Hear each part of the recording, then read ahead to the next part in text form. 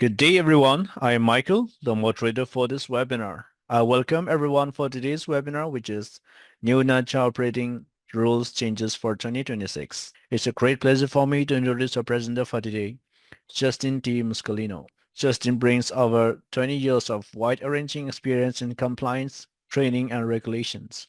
I would now like to hand over the floor to the speaker. Over to you, Justin. All right, thank you very much, Michael. And I want to welcome everybody to today's training on Nacha.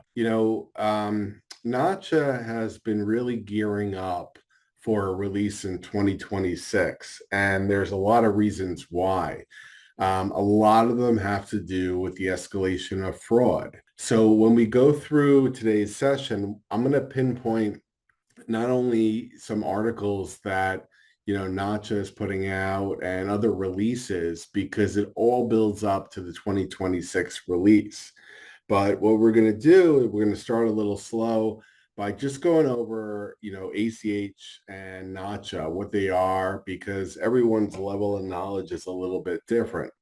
Then I'm just going to talk about some perks that anyone on the network is privy to. And we'll go through regulations that came out within the past year.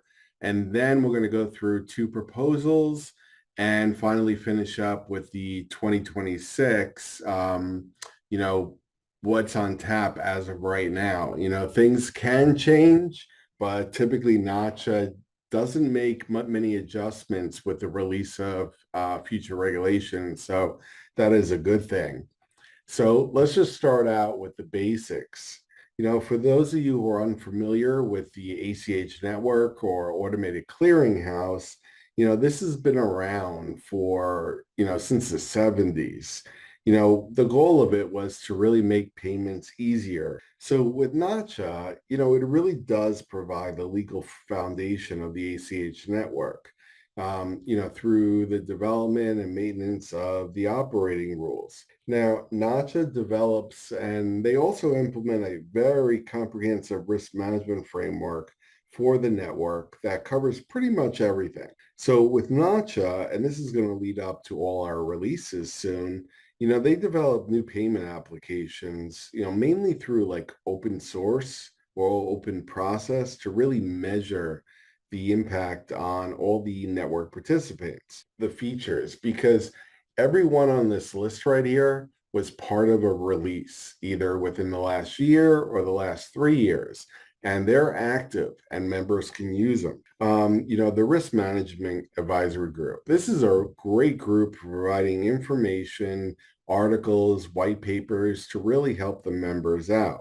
This group doesn't really get the spotlight like rule makers do, but they're kind of like the brains behind the scenes when it comes to reducing risk across the ACH network, a body for payment risk. They watch trends like identifying emerging threats, and then they help members prepare for them. They also target third-party risk. As we know, third parties do bring a lot of risk if they're not overseen. Now, this is where we're going to begin our fraud path, because, fraud has been escalating, not just globally, but in this country tremendously over the last 4 years.